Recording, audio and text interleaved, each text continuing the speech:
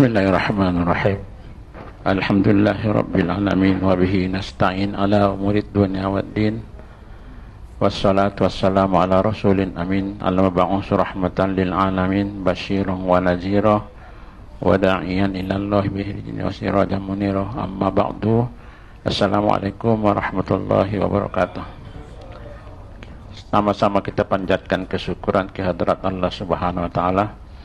Mudah-mudahan pada pagi yang mulia ini kita sudah 27 Ramadan 27 Ramadan kita sudah di ujung dan jadi mudah-mudahan ibadat-ibadat yang kita lakukan dapat diterima Allah Subhanahu wa taala insyaallah.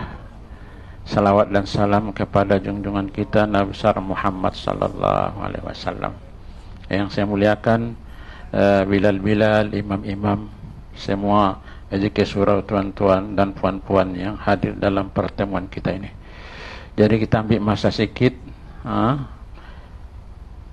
Yang dimaksudkan Lailatul Qadar dalam sebul tambih yang memperhatikan tentang Lailatul Qadar, yang menjaga kata beliau, Lailatul Qadar menurut pengamatan beliau adalah Lailatul Qadar 3 kali disebut di dalam Inna anzalnahu fi Lailatul Qadar, 2 kali, 3 kali diulang-ulang ayat. Jadi pengamatan beliau Lailatul Qadar huruf dia adalah 9. 3 kali 9 berapa tuh? 27. Jadi pengamatan beliau Lailatul Qadar adalah turunnya malam 27. Itu yang dikatakan Sahibut Tambih. Jadi pendapat beliau Lailatul Qadar turunnya malam 27. Kalau gitu malam inilah, malam tadi. Kalau ikut perkataan beliau. Walau bagaimanapun ada yang mengatakan Lailatul Qadar itu turunnya daripada awal Ramadan sampai akhir. Itu size yang besar. Kemudian diperkecilkan malam-malam yang ganjil. Daripada awal Ramadan sampai akhir. Kemudian dikecilkan size dia 10 yang akhir, malam-malam yang ganjil juga. Kemudian diperkecilkan size dia malam-malam yang ganjil di dalam yang 10, sama 21, 23, 25, 27 dan 29. Kemudian diperkecilkan size dia malam 27. Bila saya rujuk di dalam tentang perbahasan para ulama, pendapat yang paling kuat turun malam 27. Yang tercatat di dalam kitab Jamul Fawaid wa Jawahirul Qawaid, di sana ada disebut siapa-siapa yang mengucapkan la ilaha illallah 3 kali pada malam Lailatul Qadar, la ilaha illallah yang pertama pengampunkan dosa, Allah akan ampunkan dosa seseorang itu. Kemudian la ilaha illallah yang ketiga dimasukkan orang itu ke dalam surga. Dan la ilaha illallah yang ketiga Allah pandang orang itu dengan pandang kasih sayang. Ada 3. Siapa yang mengucapkan la ilaha illallah pada malam Lailatul Qadar maka dapat 3 pangkat, 3 kedudukan. Sehingga sahabat rasa tercengang, bertanya, ya Rasulullah, kalau orang munafik adakah masuk? Kata Rasulullah, sesungguhnya orang yang munafik dia tidak sanggup bangun. Dia takkan bangun. Itu jawab Nabi. Bermakna orang-orang yang munafik katanya, kata Rasulullah, tidak akan dapat bangun pada malam itu. Jadi bermakna bagian tadi dia tak dapatlah. Oke tuan-tuan, satu pendapat Lailatul Qadar ini tanazzalul malaikatu warruh. Itu ada huruf atop. Telah turun malaikat waruh dan ruh. Tentang ruh ni perbahasan ulama di dalam kitab yang sama, dalam kitab Jamul Fawaid wa Jawahirul Qawaid. Yang pertama malaikat dan rombongannya. Dan pendapat yang kedua adalah ruh Nabi kita Muhammad sallallahu alaihi wasallam memberikan syafaat kepada umat-umat yang muttaqin. Pendapat yang ketiga adalah ruh keluarga kita yang sudah meninggal. Pendapat yang ketiga. Jadi ruh-ruh keluarga kita yang sudah meninggal akan dia pergi kepada rumah dia, rumah asal. Dia akan pergi ke sana, dia tengok orang yang ada di dalam rumah tadi. Ini dalam kitab, dalam kitab. Dia tengok orang yang ada di rumah tadi beribadat atau tidak. Keluarga yang ditinggalkan dalam ibadatkah ataupun tidak dalam ibadat. Kalau sekiranya tidak di dalam ibadat, maka dia sangat duka cita. Sangat duka cita, sebab mereka itu yang ditinggalkan akan merasa sebagaimana yang dia rasakan. Jadi tuan-tuan, kalau ikut pendapat yang ketiga, pada bulan Ramadan ini kita coba memperbanyak doa dan infak sedekah, kita hadiahkan kepada mereka. Mudah-mudahan menjadi amal kepada mereka, sebab mereka itu sangat-sangat memerlukan yang saya baca di dalam kitab tadi. Jadi bermakna apabila pada malam Lailatul Qadar, kalau pendapat yang ketiga tadi, keluarga kita akan datang ke rumah yang asal, bukan rumah sewa kita.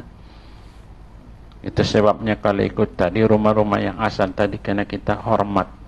Kalau ikut pendapat yang ketiga tadi, maka kesitulah ruh ayah mak kita datang kepada rumah yang asal, melihat kepada orang yang ada di dalamnya, sama ada beribadat ataupun sebaliknya. Jadi tuan-tuan, ini beberapa pendapat tentang malam Lailatul Qadar. Kemudian kita tengok orang yang berpuasa, yang dikatakan Nabi Musa alaihissalam, wa kallamallahu Musa taklima. Nabi Musa bercakap-cakap dengan Allah Subhanahu wa taala, sempurna percakapannya. Ini kita tak boleh, ini tauhid. Macam mana sempurna, adakah awal tidak perlu kita bahaskan tentang tauhid, ada sempadan dia.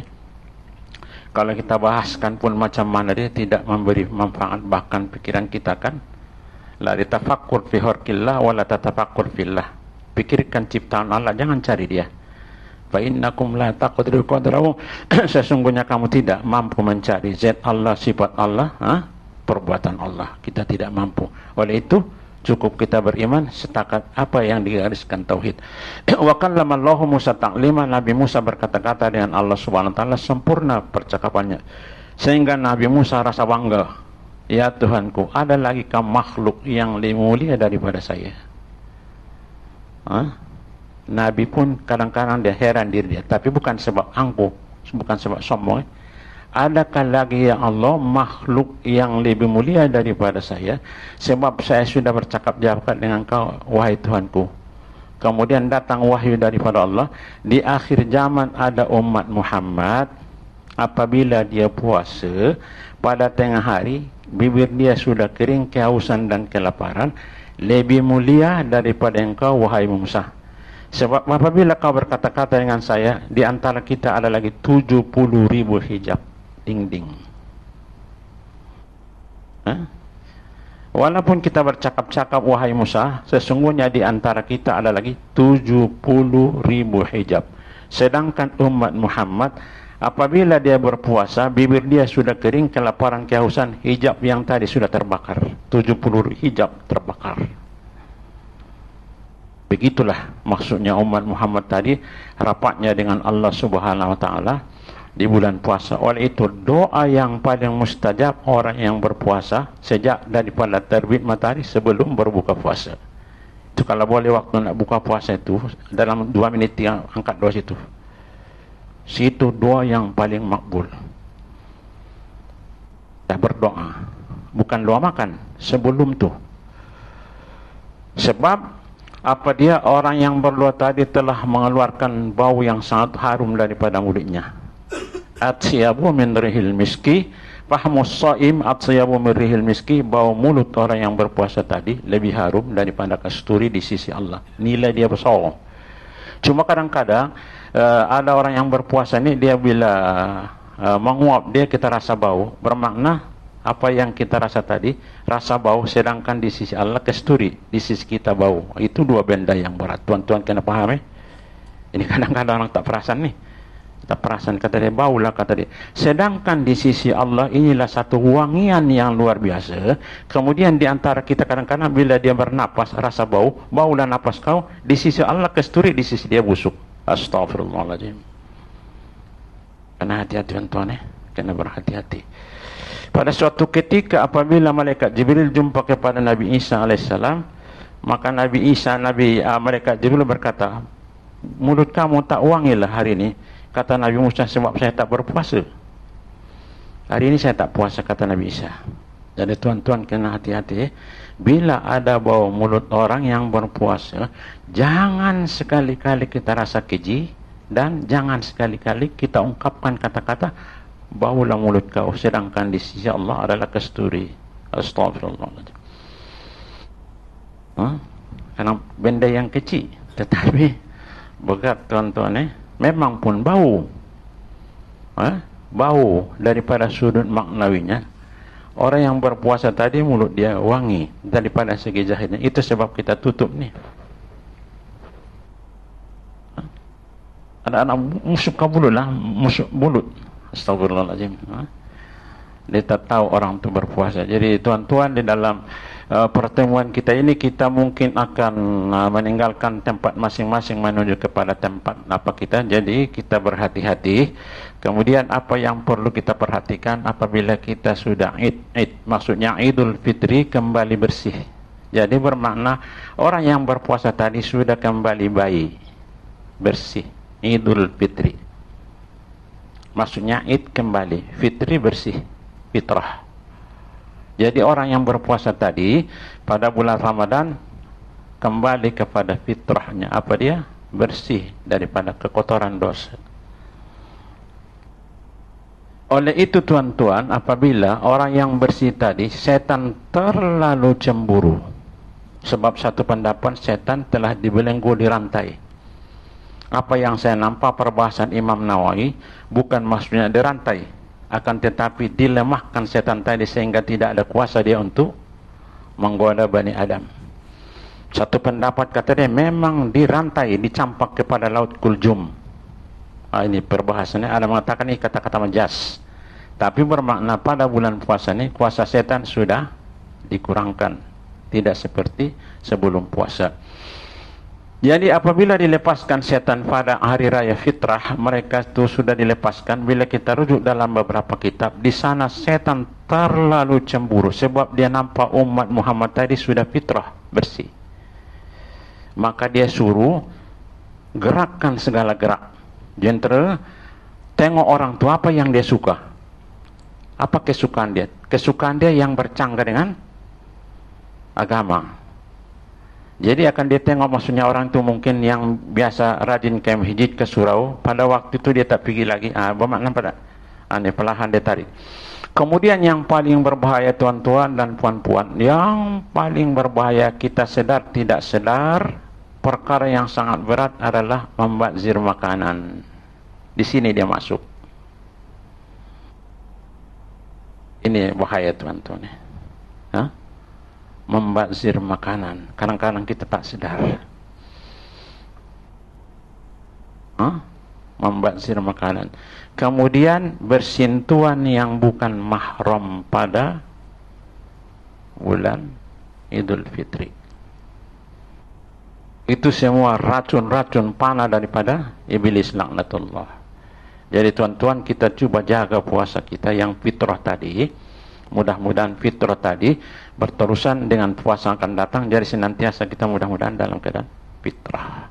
Jadi sekali lagi saya berseru, bermakna kalau boleh kita cuba elak, jangan membazir makanan, buang-buang makanan. Terkecuali makanan tadi tidak boleh dimakan lagi.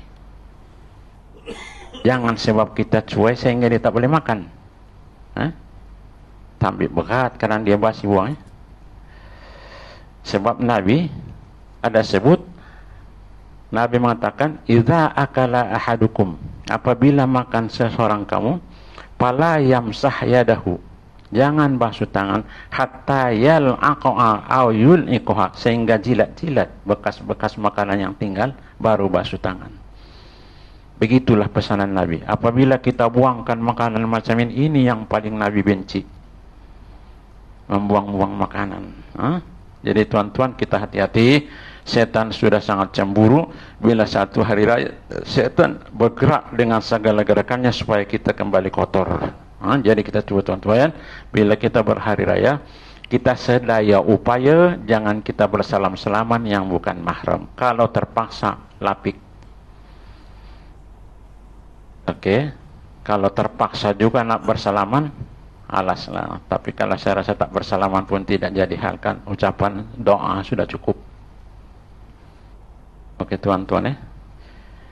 Jadi bermakna pada bulan puasa yang suci ini, orang-orang yang bersungguh-sungguh berjalan dalam puasa Ramadan yang mulia ini, insya Allah dia sudah tentu dapat pengampunan daripada Allah Subhanahu Wa Taala. Sebab di dalam puasa ini penuh dengan barokah. Kalau sekiranya antum melakukan perkara yang sunat, sudah diangkat darjat jadi wajib, ganjaran dia. Kalau sekiranya kita melakukan perkara yang wajib, maka digandakan 70 kali ganda. Jadi bermakna orang yang membuka matanya pada bulan Ramadan ini untuk bertahajud, tentu sudah pandangan rahmat daripada Allah Subhanahu Wa Taala. Sehingga saya nampak dalam sebuah kitab, tapi saya belum lagi selidik tentang kedudukan hadis, orang-orang yang tadi apabila dia bertahajud, letih, kemudian baring dia dikira adalah satu ibadat bagi dia. Apabila mengeluarkan bunyi dalam tidur tadi, itu sudah dikira tasbih bagi dia. Tapi saya belum cek lagi kedudukan hadis tadi. Bermakna bagi orang yang berpuasa, semua kiri kanan adalah keberkatan. Oke tuan-tuan, tingkat-tingkat salat sunat. Kita tengok tingkatan salat sunat. Salat sunat yang paling tinggi fadilatnya adalah hari raya kurban. Kalau boleh tak dapat ke surau masjid, buat di rumah 2 rakaat. Tak ada khutbah pun tak ada hal. Tingkatan yang pertama salat sunat yang paling afdal, yang paling mulia, hari raya kurban. Dan tingkatan yang kedua salat sunat hari raya fitrah. Kita ni akan datang kategori yang kedua. Jadi kalau sekiranya tidak dapat ke surau, kalau sekiranya keluarga kita tak dapat surau, buat di rumah. Sembahyang hari raya 2 rakaat, khutbah dia sunat. Tidak ada halangan, jangan tak buat di rumah. Pesankan dengan anak, kalau tak sempat, buat di rumah. Kemudian tingkatan yang ketiga, salat sunat gerhana matahari. Gerhana matahari atau gerhana bulan. Gerhana matahari dan gerhana bulan. Kalau boleh, bila ada gerhana, dapatkan salat sunat 2 rakaat. Cuma rukuk dia 2 kali rukuk. Bila sembahyang gerhana, rukuk 2 kali rukuk. Itu sebabnya orang yang sembahyang sunat gerhana, apabila kita solat berjamaah, kita ikut dia belakang, tidak boleh sebab berlainan perbuatan. Kalau sekiranya orang yang sembahyang sunat, kita sembahyang yang fardu berjamaah, dibolehkan, walaupun dia sunat, kita yang wajib, sebab perbuatannya sama. Tetapi kalau gerhana, kita tak boleh sujud di belakang dia ikut berjamaah, sebab perbuatan dia lain, dia 2 kali rukuk. Oke, yang urutan yang kelima, solat sunat minta hujan. Bila ada kemarau, kita sembahyang sunat minta hujan, maka ini fadilatnya sangat besar. Dan yang keenam, solat sunat witir. Solat sunat witir. Jadi solat witirnya apabila kita sudah tidak puasa pun biasa bulan lain, jangan tinggalkan witir. Orang-orang yang meninggalkan solat witir, dia sudah kemalangan besar, musibah besar. Sebab pendapat Imam Malik, al-witru haqqun ala kulli muslimin. Pendapat Imam Malik, witir tadi adalah wajib bagi orang Islam. Jadi bermakna solat witir tadi, di bulan Ramadan kita dituntut berjamaah. Tetapi pada bulan lain tidak dituntut berjamaah. Oke tuan-tuan, jadi bawakan witir Ramadan tadi sampai habis Ramadan. Buat, jangan tinggalkan witir. Walaupun 1 rakaat, kata Imam Nawawi. Buat witir. Tapi yang seloknya kata dia sekurang-kurangnya 3 rakaat. Sama ada 2 kali salam ataupun sekali salam. Oke, jadi tuan-tuan, apabila habis Ramadan kita ini jangan lupa lagi solat witir ya. Kalau sekiranya mampu tengah malam, oke buat. Kalau tidak sebelum tidur, habis isya sembahyang witir. Kalau tak mampu berdiri boleh duduk. Yang penting jangan tinggal. Oh ya, tahiyat akhir. Tahiyat akhir saja. Saya kadang-kadang saya buat sekali jalan 3 kan. Sekali sebab dia kadang-kadang kata dia terlupa, saya buat 3 sekali salam. Sekali salam yang akhir saja. Sekali saja, jangan 2 kali salam ya. 2 kali tahiyat tak boleh. Itu sudah batal tuh, sebab itu maghrib. 1 saja yang akhir. Buat sekali salam ya. Oke. Jadi witir tadi adalah satu salat sunat yang sangat-sangat penting, jangan ditinggalkan. Sehingga saya nampak di dalam sebuah kitab, di sana kalau kamu musafir pun kalau boleh witir jangan tinggalkan. Makna tuntutan dia penting ya. Kemudian yang ke-7 salat sunat rawatib yang 10 yang muakkad. Kategori yang ke-7 salat sunat yang paling afdal ialah rawatib. Apa dia rawatib? Yang mengiringi sembahyang fardu. Yang 10 yang muakkad. Sebelum zuhur, sesudah zuhur 2 rakaat. Yang 4 rakaat itu bukan muakkad. Yang muakkad 2 rakaat, 2 rakaat. Tapi siapa-siapa yang melakukan salat zuhur 4 rakaat bermakna dia di jalan orang yang warak. Daripada yang muakkad tadi dia tambah lagi. Itu perjalanan orang yang warak. Tapi jangan sekejap buat, sekejap tak berterusan. Istilah warak tadi maksudnya dia berterusan dibuat. Tapi itu cara orang yang warak. Apabila dia sembahyang yang tidak muakkad dia tambah, yang ghairu muakkad itu orang-orang yang warak. Tetapi jangan sekejap buat, sekejap tak buat. Bila hari raya Tuan Syekh Haji Mahdi buat, bila puasa hari raya lanyap semua. Yang muakkad pun tinggal tidak muakkad. Jangan macam itu berterusan. Itu yang disebut iza amradul abdu aw safara kutiba lahu ma kana ya'malu sayyi'an mukiman. Jadi kalau sekiranya satu ketika besok orang yang membuat sholat tadi berterusan, apabila dia sakit fadilahnya berterusan, tidak putus. Dia tak boleh buat lagi, terus dapat ganjaran dia. Tapi berterusan berterusan. Kemudian yang ke-8 salat sunat tarawih. Salat sunat tarawih masuk kategori yang ke-8. Yang paling afdal yang ke-8 salat sunat tarawih. Kita buat sama ada 8 ataupun 20 rakaat. Tetapi bila kita tengok di dalam kitab Saifut Thalab kata dia 20 rakaat. Sebab mazhab yang 4 mengatakan 20. Maliki Hambali adalah salat tarawih 20. Cuma kalau dia nak buat 8 rakaat, sebab Nabi pernah melakukan salat tarawih 3 kali. Pada malam yang ke-3 Ramadan, malam yang ke-5 dan malam yang ke-27. Malam yang ke-27 apabila Nabi keluar, sudah bersesak-sesak. Jadi takut diwajibkan, Nabi kita kembali ke rumah. Maka sesudah zaman Sayyidina Umar, maka dia laksanakan 20 rakaat 3 dengan witir. Jadi maknanya perkara yang sunatnya kalau kita mampu 20 oke sila buat. Kalau sekiranya 8, mudah-mudahan insya Allah dapat ganjaran di sisi Allah Subhanahu wa taala. Dan yang ke-9 salat sunat duha. Salat sunat duha. 2 rakaat. Sekurang-kurangnya 2 rakaat. Allahu Akbar. Apabila sudah jam 8 lebih kurang, maka kita disuruh salat sunat duha. Orang yang salat sunat duha insyaAllah, kalau sekiranya rezeki dia di bumi, dia akan keluar. Kalau rezeki dia di langit akan turun. Begitulah berkatnya orang yang salat sunat duha. Dan yang ke-10 salat sunat tawaf. Sunat tawaf. Apabila tawaf kita sembahyang sunat, itu jatuh yang ke-10. Dan yang ke-11 salat sunat tahiyat masjid. Jangan lupa masuk masjid, tahiyat masjid. Jadi pendapat saya masuk ke tempat kita ni, saya solat sunat tahiyat masjid. Apabila saya lihat saya niat iktikaf. Sebab saya rasa ini sudah masjid bagi saya lah. Dalam penelitian saya di dalam perbahasan fiqh ini sudah dikira boleh iktikaf dan boleh tahiyat masjid. Itu pendapat masing-masing lah. Sebab istilah surau itu cuma bahasa.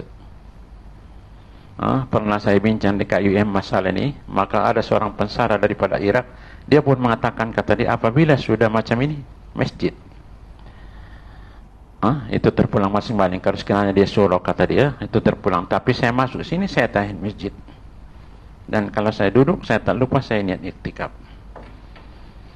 Bila saya teliti di dalam bab fiqh tadi, ini sudah dikira masjid. Sebab bangunan sudah cantik semua, kata dia. Kemudian ada dinding, kemudian ada diimarahkan dengan sembahyang berjamaah, kemudian sudah ada salat Jumat.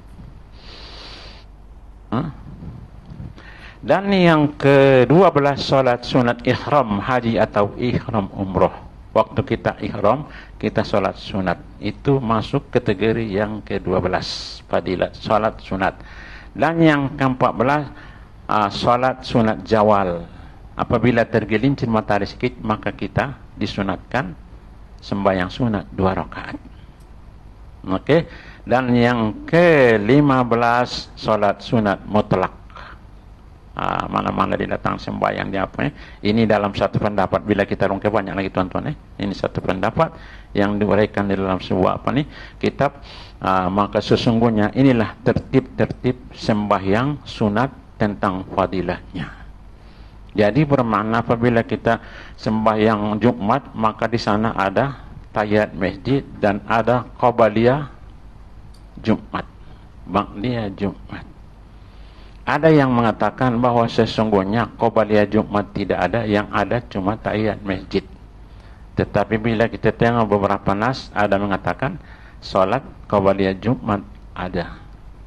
Bainal adzanaini salatun, di antara 2 azan ada sembahyang sunat. Liman sya'a, siapa nak buat.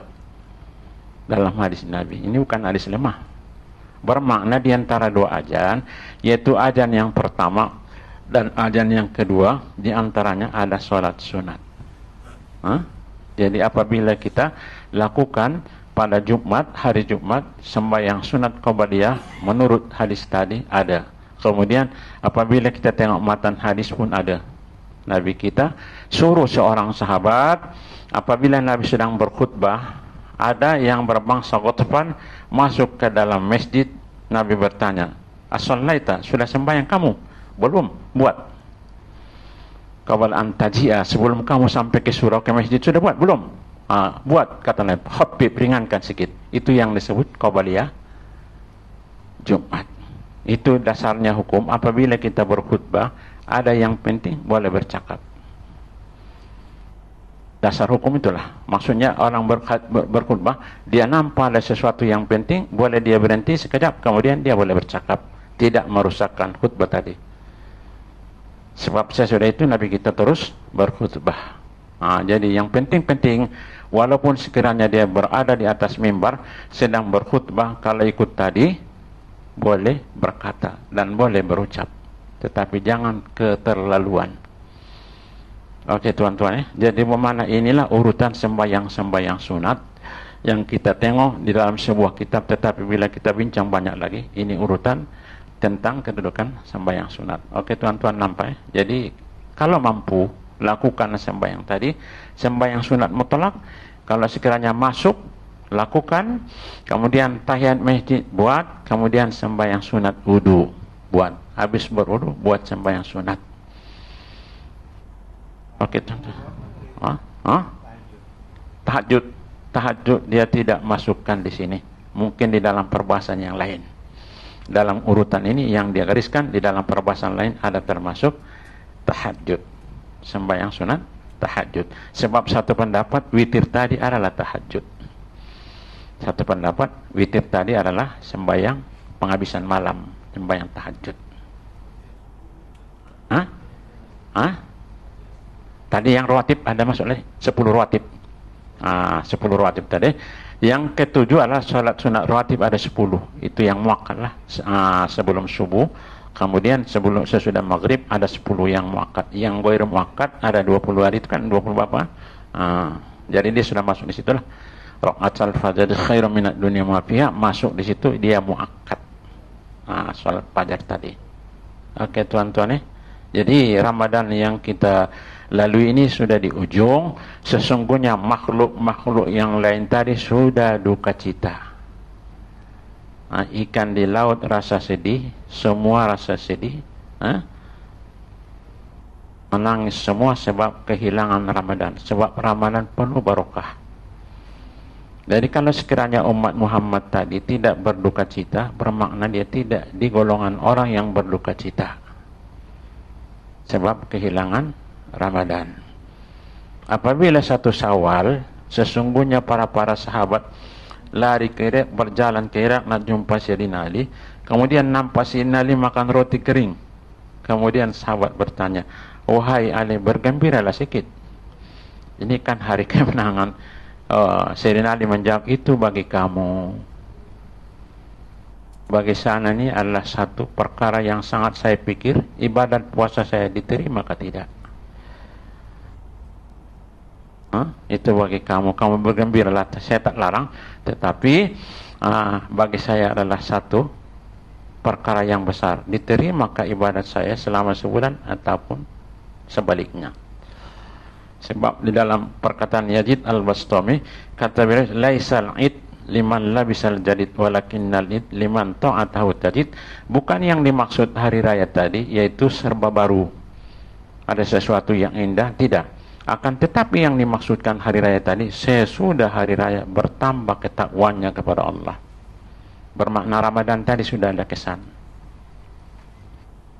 Kalau contohnya, kalau sekiranya pada bulan Ramadan dia bangun, kemudian apabila habis Ramadan dia bangun, bermakna Ramadan dia sudah ada kesan. Kalau sekiranya bulan Ramadan dia bangun, bulan lain tak adalah kesan Ramadan tadi, tak ada. Tidak ada tinggal. Jadi itu yang dikatakan Yazid Al-Bastami, "Laisal id liman labisal jadid walakinnal id liman ta'atahu tajid." Maksudnya habis Ramadan tetapi ketakwaan dia bertambah kepada Allah Subhanahu wa taala. Itu bukti dia. Itu asar dia, itu bekas dia. Oke tuan-tuan, jadi kita sudah di ujung Ramadan, mungkin kita akan balik esok lusa. Oke, ingat perjalanan tadi, perjalanan yang penuh barokah. Cuma dilarang di dalam hukum PK, jangan berjalan hari Jumat selepas subuh atau sebelum subuh makruh. Kalau selepas subuh dia berjalan, kalau tak dapat sembahyang Jumat hukumnya haram. Tapi mungkin kita tidak kena, sebab kita mungkin hari raya hari Rabu. Jadi mungkin kita balik kampung tidak kena pada hari Jumat. Kalau boleh diilang musafir pada hari Jumat. Dapatkan sembahyang di tempat kita sholat Jumat. Oke tuan-tuan, mungkin saya pun tidak kalau sekiranya ada tuan-tuan nak bertanya tentang puasa kita ini. Mungkin orang yang baca Quran sudah khatam, alhamdulillah. Di surah ini macam mana Tuan Mahdi, sudah khatam belum? Belum. Tak khatam lah. Tak habis, tak apa. Kalau tak habis pun tak apa. Jadi orang yang khatam sudah khatam, alhamdulillah. Bermakna orang-orangnya apa? Mudah-mudahan dapat diteruskan qiraat Quran tadi. Sebab Quran tadi adalah menyuci kolbun, hati. Orang-orang yang baca Quran bermakna senantiasa dia di dalam pembersihan. Innal quluba latasdaw wa inna jala qiraatul Quran. Sesungguhnya hati kamu rusak berkarat, yang dapat membersihkan dia cuma Quran. Oke tuan-tuan, ada soalan yang kita nak bincang pada sama ada yang berkaitan dengan apa soalan? Ada ditanya? Ada soalan yang berkaitan dengan puasa kita hari raya?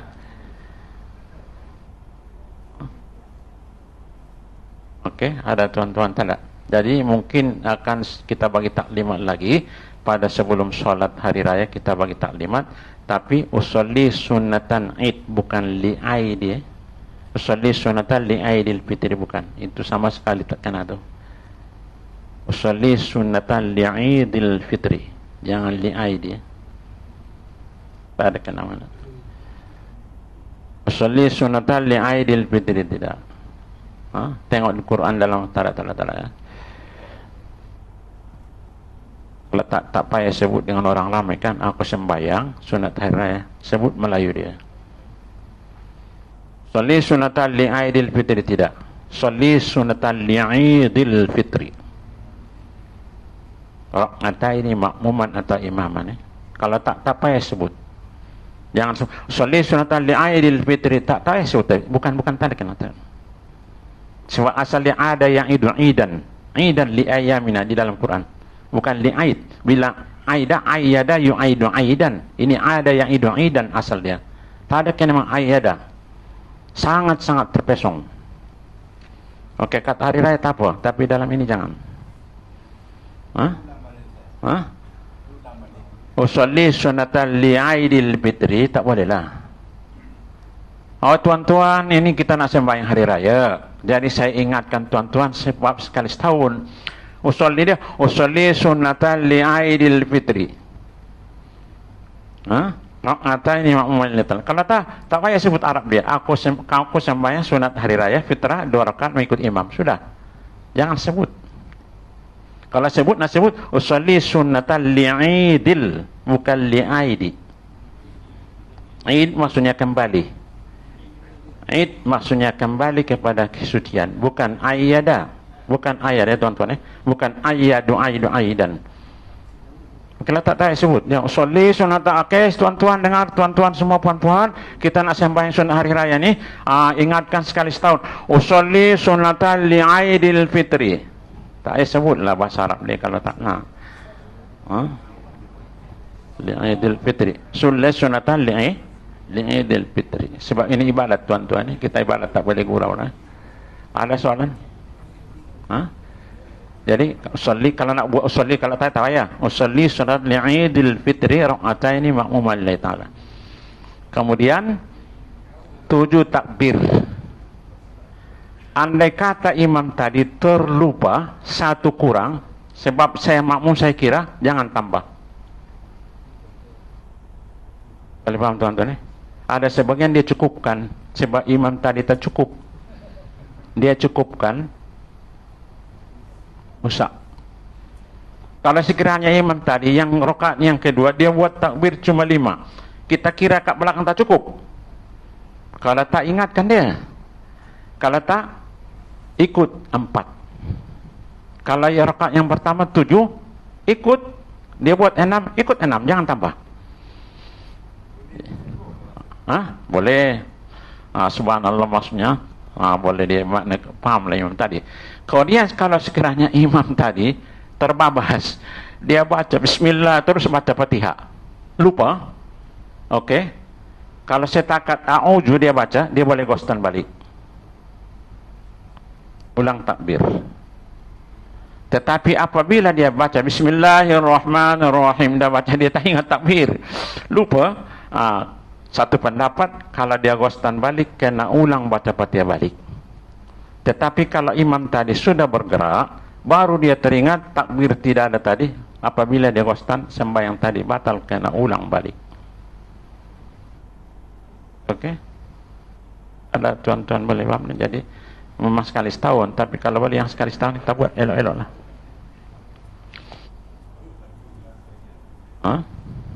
Ada soalan lagi? Boleh? Solli sunatan adi macam selama ini Aidil Fitri ya? Aidil Fitri kan?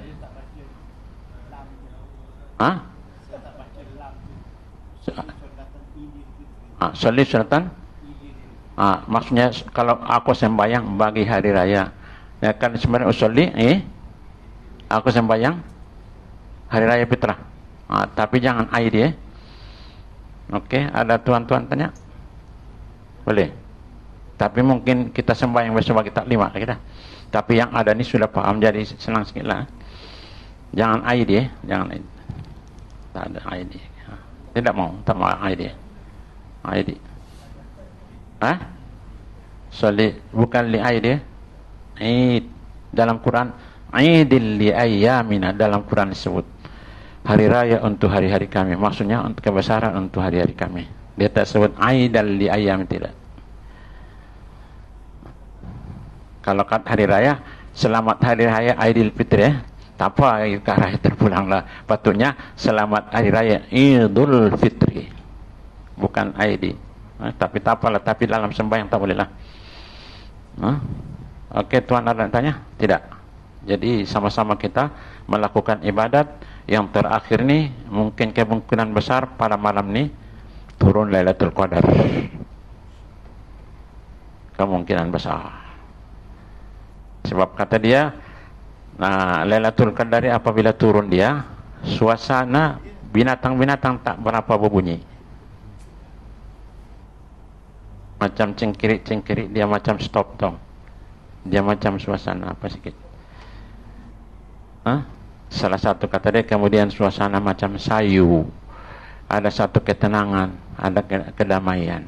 Sebab malaikat sudah ziarah orang-orang yang sedang bangun dalam menjaga Lailatul Qadar. Kemungkinan besar malam ini. Kemungkinan besar. Hakikatnya Allah yang tahu.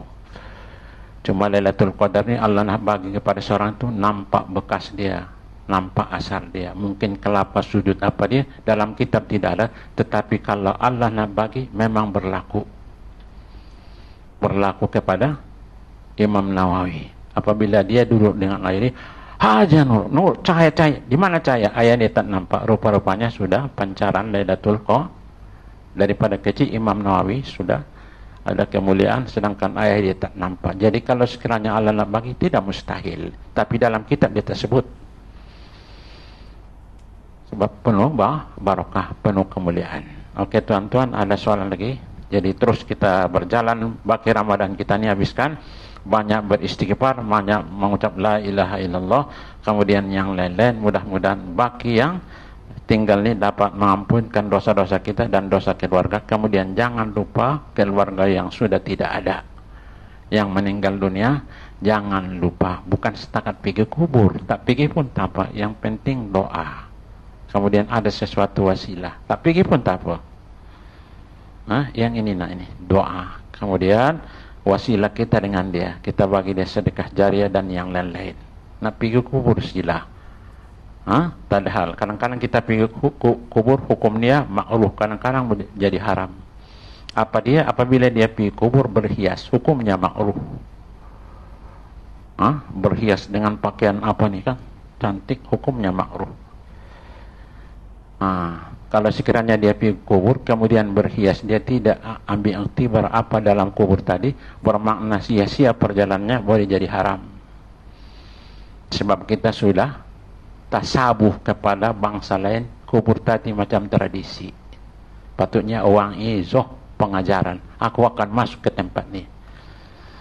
Itu paling penting. Itu Nabi Pazuru, aku larang kamu sekarang jarah, tetapi ambil iktibar. Okey tuan-tuan, tidak ada lagi? Tak ada. Ada soalan tidak? Bismillahirrahmanirrahim. Alhamdulillahirabbil alamin. Wahdahu wassalatu wassalamu ala asyrafil anbiya'i wal mursalin wa ala alihi wa sahbihi ajma'in. Allahumma rabbana taqabbal minna salatana wa siyamana wa qiyamana wa ruku'ana wa sujudana wa takhassu'ana wa tadur wa ta'amuna tamim taqasurana ya Allah ya Rahman ya Mujib Sahidin.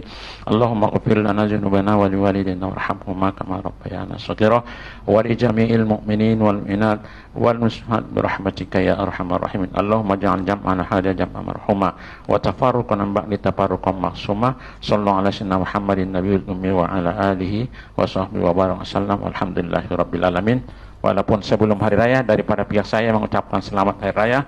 Kita bermaaf maafan zahir dan batin. Mudah-mudahan kita dapat barakah. InsyaAllah kita berkumpul di hadapan Allah dalam rahmat kasih sayang Allah SWT. Wallahu a'lam bishawab.